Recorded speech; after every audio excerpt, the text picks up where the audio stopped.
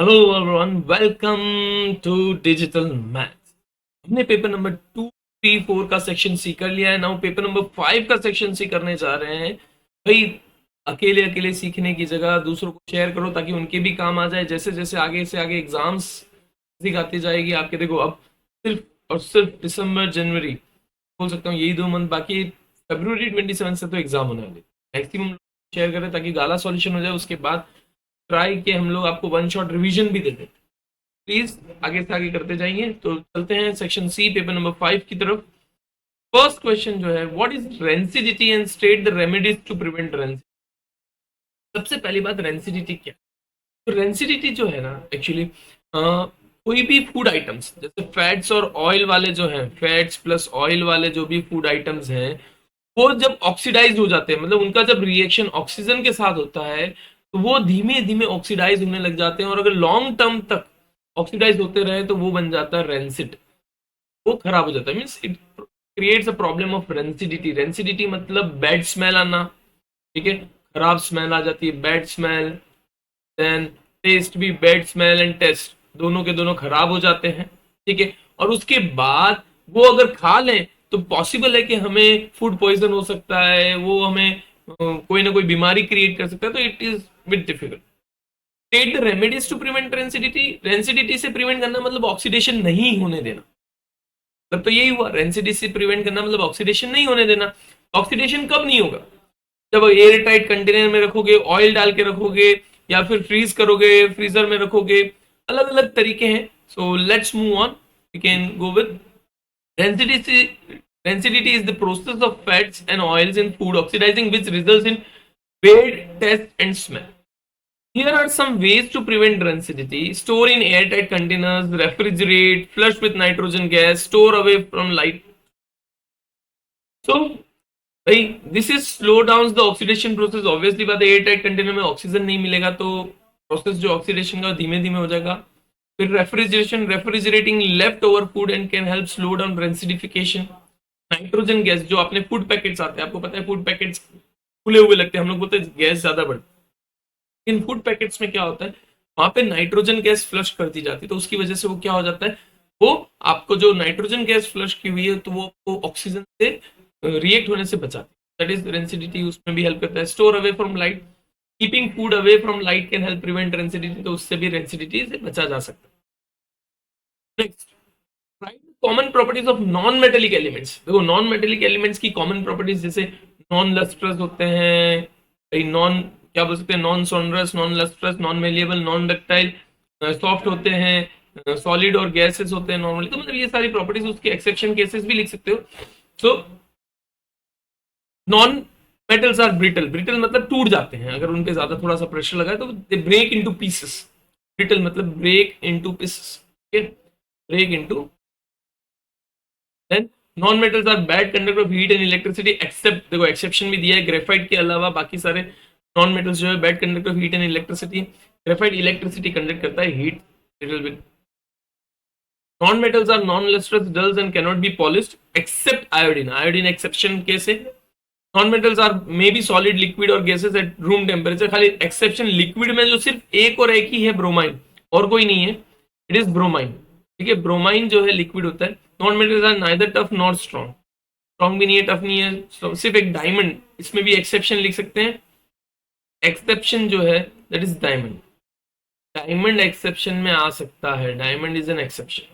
ठीक है, उसके अलावा फिर मैं हम लोग बात करें भाई, नॉन मेलिएबल, नॉन डक्टाइल तो लिखा ही नहीं अभी तक, वो भी आप ऐड कर सकते हो। Non malleable, non malleable, non ductile, non sonorous, ये सारे पॉइंट्स भी आप लिख सकते हो, कोई दिक्कत वाली बात नहीं है। सो बात नहीं, ये भी आप लिख सकते हैं। Here, चलते हैं next. Give examples of corrosion. Corrosion के एग्जांपल्स देने हैं, तो उसमें कोरोजन के एग्जांपल्स में आप रस्टिंग लिख सकते हो। ठीक है, rusting of ion, rusting actually होता ही है corrosion of ion. Rusting is corrosion of ion, rusting is corrosion of ion, तो कोरोजन ऑफ आयन आप लिख सकते हो। देन भाई, कॉपर, एल्यूमिनियम, बहुत सारे डिफरेंट डिफरेंट मेटल्स हैं जिसमें जंग लग जाता है, मतलब ऑक्सीडाइज, भाई जंग लगना इन सेंस भाई ऑक्सीजन के साथ रिएक्ट होता है, ऑक्सीडाइज होता है, तो उसके वो सारे एग्जांपल्स कोरोजन के, तो यहाँ पे एग्जांपल्स मैंने लिखे हुए हैं। Tarnishing of silver utensils. When silver utensils are exposed to air, they react with sulfur gas present in the atmosphere, which leads to the formation of silver sulfide, which is black in color. जब silver जो है sulphur gas के साथ react करता है तो उसके ऊपर आपने देखा होगा चांदी काली पड़ जाती है, ऑब्वियसली बात है। तो केमिकल रिएक्शन ये है, Ag plus H2S gives Ag2S plus H2। ठीक है, तो यहाँ पे सिल्वर जो है ब्लैक कलर होता है। Corrosion of aluminium, aluminium when exposed to air forms a white thin layer of oxide Al2O3 on its surface. The chemical reaction can be represented as Al plus O2 gives Al2O3. Rusting of iron, 4Fe plus 3O2 gives plus XH2O। भाई water जितना भी है तो Fe2O3 dot XH2O यानी rusting ion जो जंग लग जाता है वो इसकी वजह से होता है।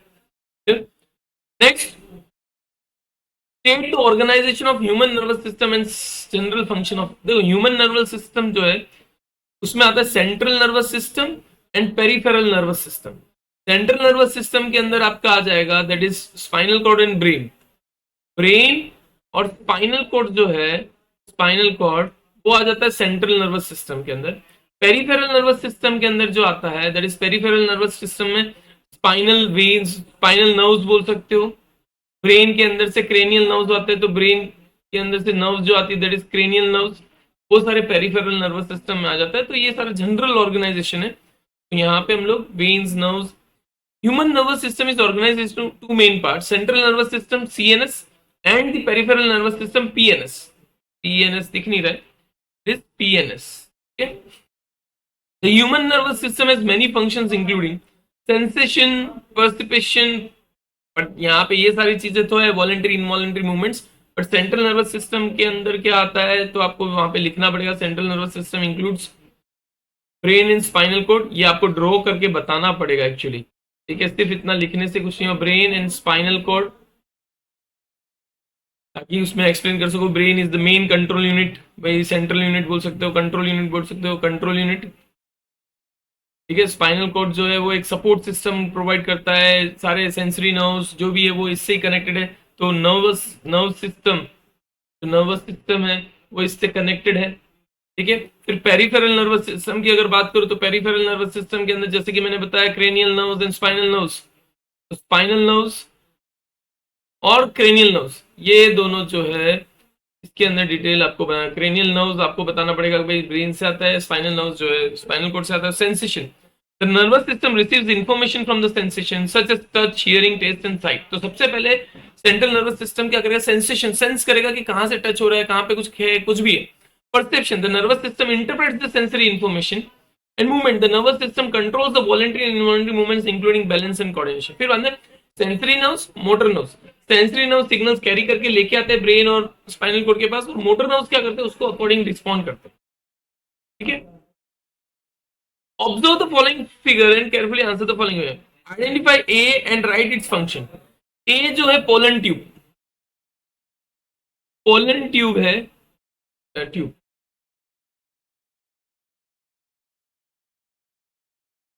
पोलन ट्यूब है। ठीक है, A that is pollen tube, pollen tube है ए, मैं यहां पे लिख देता हूं A is pollen tube, first वाला का आंसर है pollen tube. And it takes pollen grain to the ovary, to the ovum बोलो, टू दी ओवरी बोलो, ठीक है, ताकि फर्टिलाइजेशन हो सके। Second, identify B, B is ovary. ठीक है, and what changes takes place B after fertilisation, तो ovary after fertilisation, after fertilisation ovary converts into fruit, ovary converts, ovary into ovary convert की जगह changes into fruit, changes into, okay, ovary changes into। Third, identify D and mention from where it is released and state by which process it is, which is here। तो D जो है pollen grain, लिख देते हैं D is pollen grain। he is pollen grain. It is released from a pollen grain जो है released from, we can say it is released from anther. It reaches the stigma. It reaches the stigma with pollination method. With pollination method, it can be, देखो यहाँ पे self pollination भी हो सकता है, cross pollination भी हो सकता है. सेल्फ पॉलिनेशन जो सेम मेल रिप्रोडक्टिव पार्ट से फीमेल रिप्रोडक्टिव पार्ट तक सेंड करता है, तो या फिर एक फ्लावर के मेल रिप्रोडक्टिव पार्ट से दूसरे फ्लावर के female reproductive, it is known as cross pollination. और कैरी कौन करके ले जाता है, तो इंसेक्ट्स हो सकता है, विंड्स हो सकता है, वाटर हो सकता है, एनीथिंग. नेक्स्ट क्वेश्चन की तरफ चलते हैं. Question number 43. Describe various contraceptive systems method to control population. Method to control population means to control the, there are 4 different methods. We can say mechanical barrier method, blocking method, surgical methods and oral medical pills method. We can say oral methods. So अब देखो mechanical barrier, वैसे details आप देख लो यहाँ पे. There are many different methods, contraceptions, including barrier methods. These methods are used physical barrier to prevent sperms from reaching the egg. Examples include condoms, diaphragms, cervical caps and vaginal sponges. ठीक है. Hormonal methods. This method use hormones to prevent pregnancies. Example include birth control pills, implants, progestin injections, skin patches, vaginal rings, and IUDs. Mechanical barriers such as copper T, loop, and many more. Surgical methods. These methods prevent pregnancy for the rest of your life. Example including blocking female fallopian tube and blocking male breast difference by surgical, means either by cutting down or that way. So these are the different methods which we can write down or which we can include in that. Next, question number 44. A convex mirror used to rear view of an automobile has a radius of curvature 3 मीटर. तो radius of curvature आपका 3 metre है, तो length हो जाएगा 1.5 metre, that is equal to 150 centimetre metre में. Then if a bus is located at 5 meter means u जो है आपका हो गया 5 meter means minus 5 meter from the, find the position, nature and size of the image. आपके पास f है, u है, you need to find out v. तो 1 upon v plus 1 upon u equals to 1 upon f. Therefore 1 upon v equals to 1 upon f minus 1 upon u.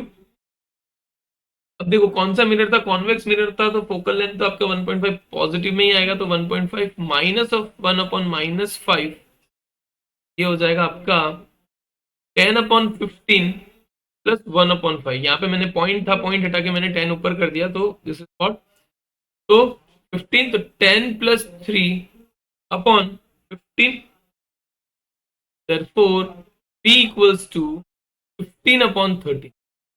e की value क्या आ गई 15 upon 13, यानी 1.1 करोगे तो 20 13 और 7 तो 1.15 मीटर आपका है 1.15. और देखो पॉजिटिव है, इसका मतलब पॉजिटिव होना मतलब ये वर्चुअल एंड इनडायरेक्ट, तो इट इज डिस्टेंस. पहले मैग्निफिकेशन फाइंड कर ले तो और इजी हो जाएगा. Magnification equals to minus p upon u, that is equals to minus 15 upon 13 upon minus 5 minus plus, that is equals to p upon 13. so 0.2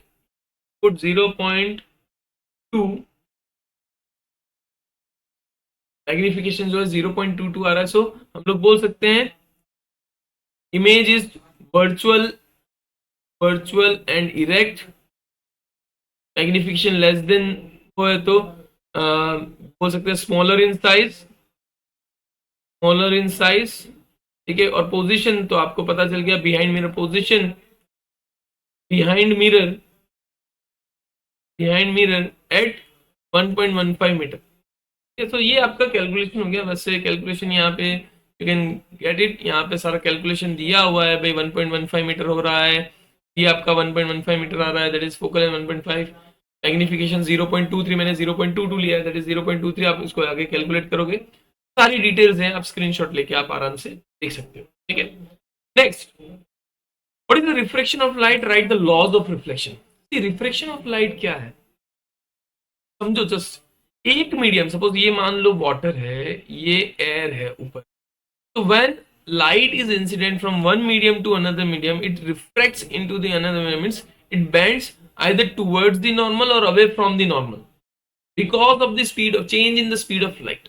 वो आपका रिफ्रेक्शन ऑफ लाइट। अब लॉज ऑफ रिफ्रेक्शन क्या है, first law of refraction क्या है, sine of angle of incidence, ये angle of incidence और ये एंगल ऑफ रिफ्रेक्शन है, sine of I upon sine of R is a constant. Constant वहां पे हम लोग कांस्टेंट को दिया है mu, that is refractive index.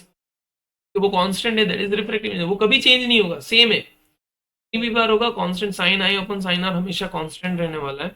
और second, the incident ray, normal ray and an end dash and the refracted ray all lie in the same point at the point of at the point of incidence, okay? Refraction of light is the change in the direction of light when it passes from one transparent medium to another, changes the direction of light. The laws of refraction, also known as Snell's law, are the incident ray, the refracted ray and the normal to the surface of the two media all lie in the same plane at point of incident, at point of contact बोलो, point of incident बोलो, of incident. The ratio of sine of angle of incidence to the sign of angle of refraction is the constant for given pair of media. This is constant is called refractive index of the second medium relative to the first medium। अब इसको लिखते इस तरह से, mu equals to sine I upon sine are.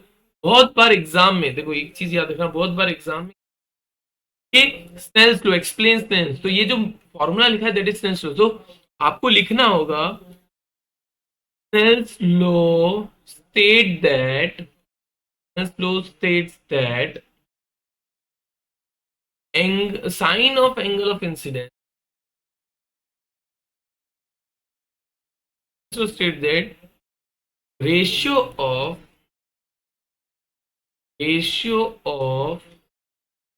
sine of angle of incidence, इसमें नहीं लिखोगे तो चलेगा बट जस्ट बता रहा हूं, sine of angle of reflection, sine of angle of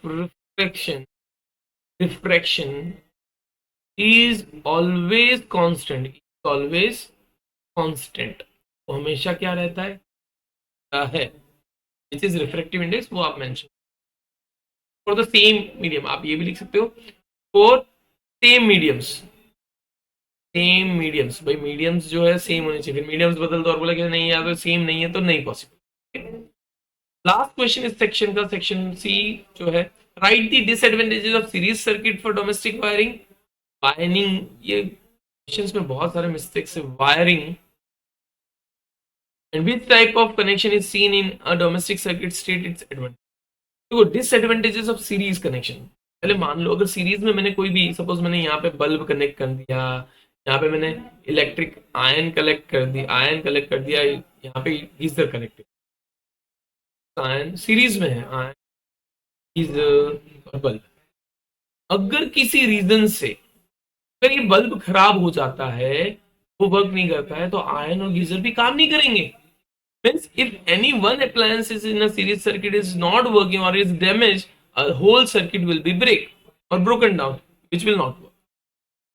और प्लस इसके अंदर वोल्टेज जो है सबको अलग अलग मिलता है, तो जो पूरी कैपेसिटी के साथ वर्क करना चाहिए वो नहीं कर सकते। तो ये सारे डिसएडवांटेजेस में आते हैं। और उसमें डैमेज अगर हो गया, सपोज बल्ब खराब हुआ ना, तो हमें हर एक को चेक करना पड़ेगा, गीजर तो खराब नहीं हुआ, आयन तो खराब नहीं हुआ, बल्ब तो खराब, क्योंकि पता नहीं कहाँ पे फॉल्ट है। जल कर कुछ हो जाता है तो बात अलग है, लेकिन अगर सिर्फ जस्ट इंटरनल कुछ प्रॉब्लम है तो हमें सारे के सारे अप्लायंसेस को चेक, ये डिसएडवांटेज। अब हमारा यहाँ पे कनेक्शन कौन सा है, तो हमारे डोमेस्टिक सर्किट में पैरेलल कनेक्शन होता है। पैरेलल कनेक्शन का एडवांटेजेस क्या है, समझो। यहाँ पे अगर बल्ब कनेक्टेड है, मान के चलो यहाँ पे मेरा आयन कनेक्टेड है, यहाँ पे मेरा गीजर कनेक्टेड है, ठीक है, वोल्टेज वगैरह हम नीचे से दे रहे हैं, तो ये खराब हो जाता है। अगर एक अप्लायंसेस डैमेज है तो भी ये वाली सर्किट और ये वाली सर्किट अच्छे से वर्क करेगी। डैमेज फाइंड करना इजी है, ठीक है। इवन हर एक को equal amount of voltage supply मिलती है, हर एक को अलग अलग करंट जैसी रेटिंग है उसके हिसाब से करंट रेटिंग मिलती है, तो प्रॉब्लम कम हो जाती है, प्रॉब्लम फाइंड करना फेस करना इजी हो जाता है डायरेक्टली हम लोग। There are several disadvantages to using a series circuit for domestic wiring, including circuit resistance increases. चलो एक तो है ही है, सीरीज में कनेक्टेड है, circuit increases as the number of component in the series circuit increases, the circuit resistance increases. This reduces the current from the power supply. All appliances stop working if one electrical appliance fails or other appliances stop working because of the circuit is broken. Then it is difficult to find the it is difficult to find the fault find करना मुश्किल हो जाता है। ये वाला देखो, हाँ एक बार क्योंकि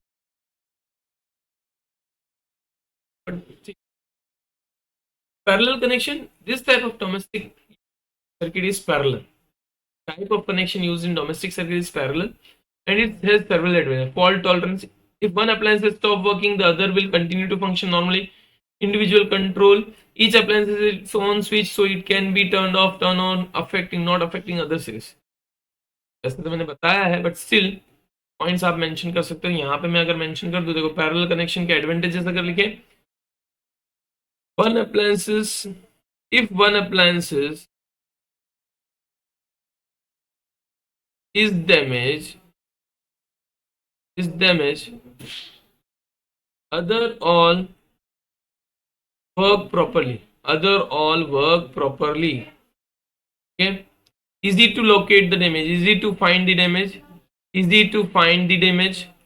डैमेज आप इजीली फाइंड कर सकते हो, ठीक है। Plus each and every appliances gets equal amount of voltage, each and every appliances get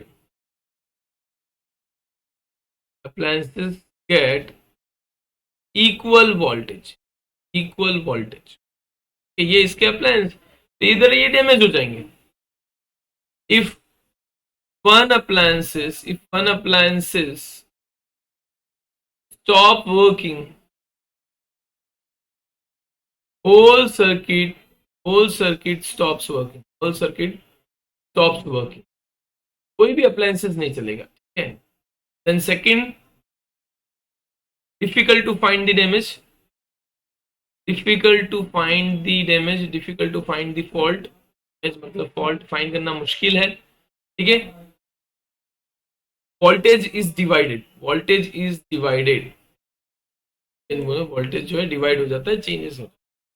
तो this was all about, thank you for watching. बस इसी तरह से आप अपना सपोर्ट देते रहे, लाइक शेयर और कमेंट करते रहे, दूसरों तक पहुंचाए मैक्सिमम, और हम लोग और से ज्यादा, ताकि आप लोग को सके, आगे से आगे बढ़ते रहें, आप और हम दोनों ही आगे बढ़े।